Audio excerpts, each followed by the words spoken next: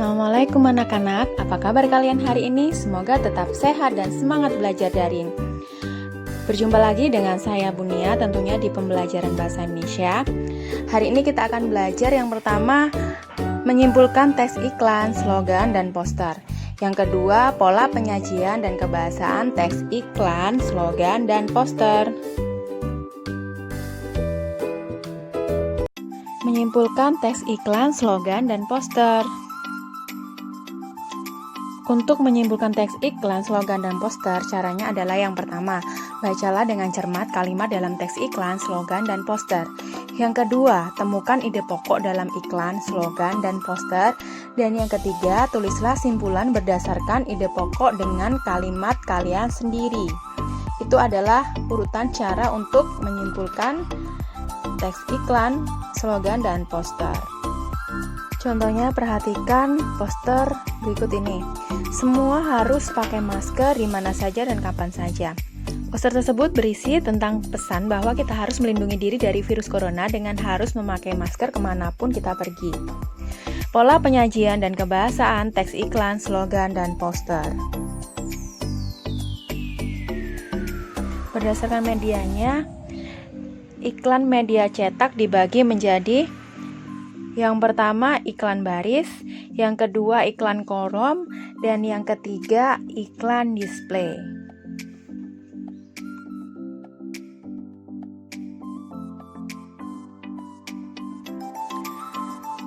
Iklan baris yaitu iklan yang di dalamnya terdapat di baris dan kolom.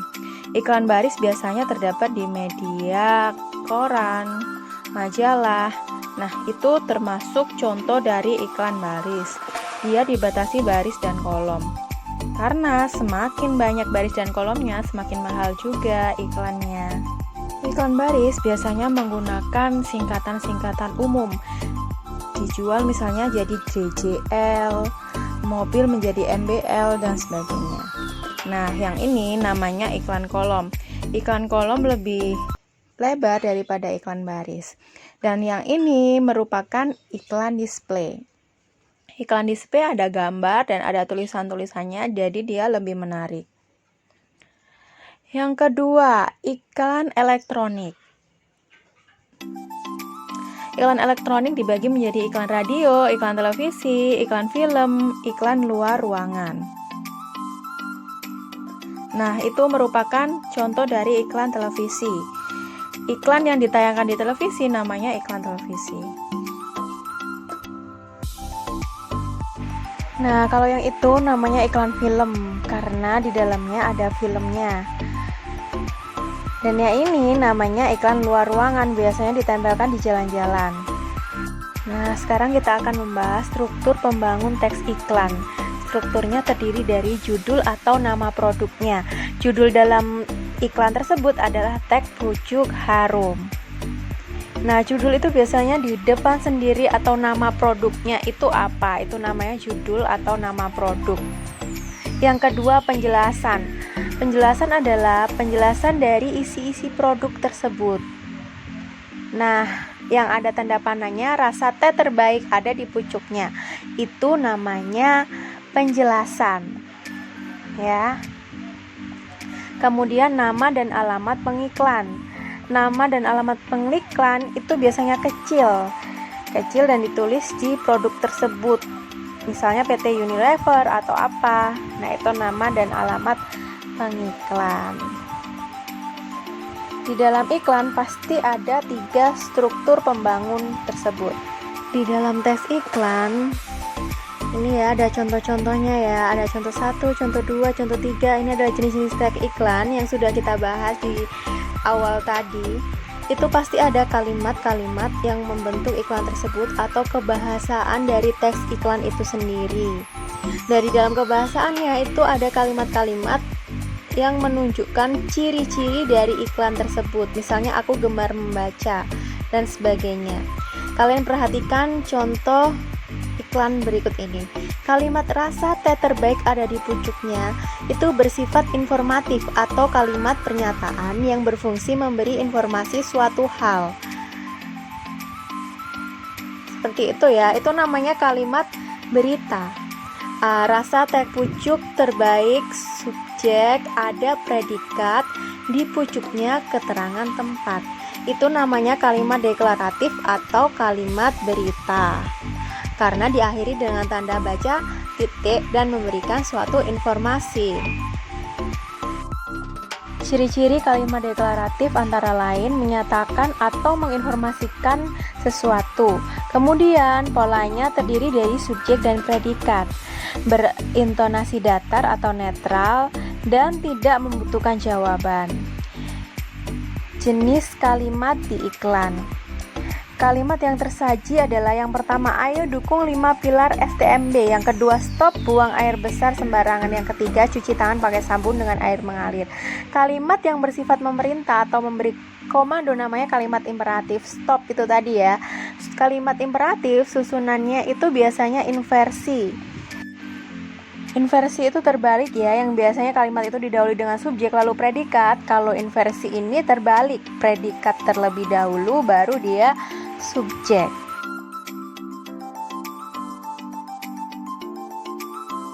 Ciri kalimat imperatif yang kedua adalah pelaku tindakan tidak diketahui.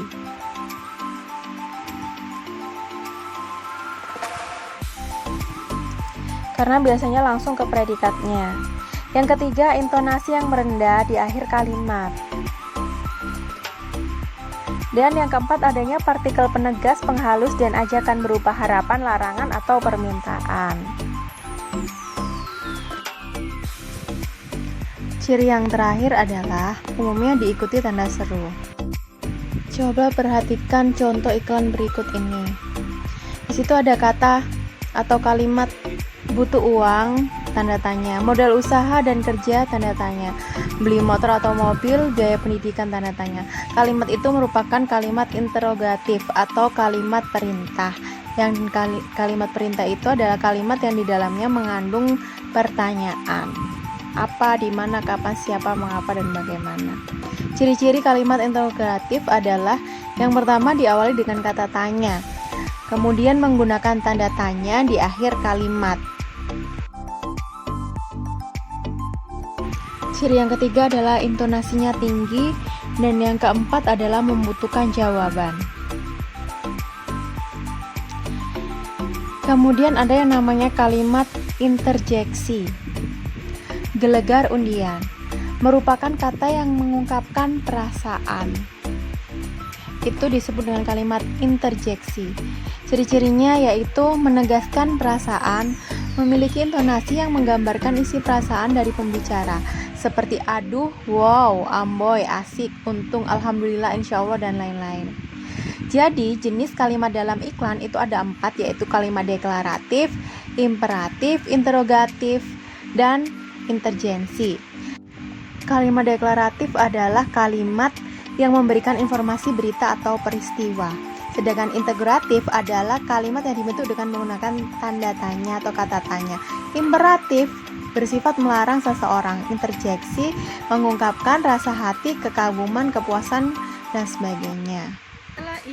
Nah, sekarang tugas kalian mengerjakan soal berikut ini. Bacalah iklan, slogan, dan poster berikut dan cermati strukturnya. Nah, itu tadi ada iklan, kemudian ini ada slogan, dan ada poster.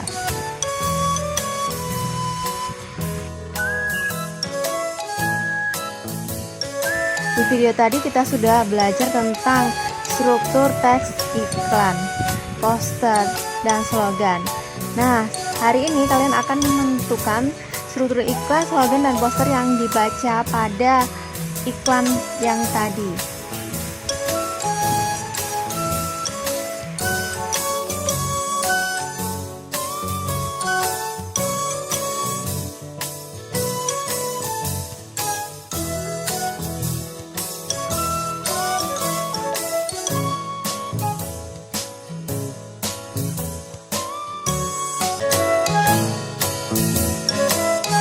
Tugas kedua adalah menentukan ciri bahasa teks iklan, slogan, dan poster yang barusan tadi ya. Jadi ciri bahasanya apa, kemudian bukti pada teksnya apa.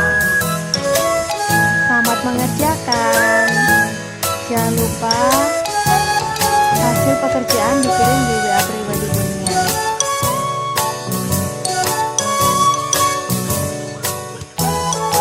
Baca untuk memperluas pengetahuanmu. Terima kasih, sampai jumpa. Wassalamualaikum warahmatullahi wabarakatuh.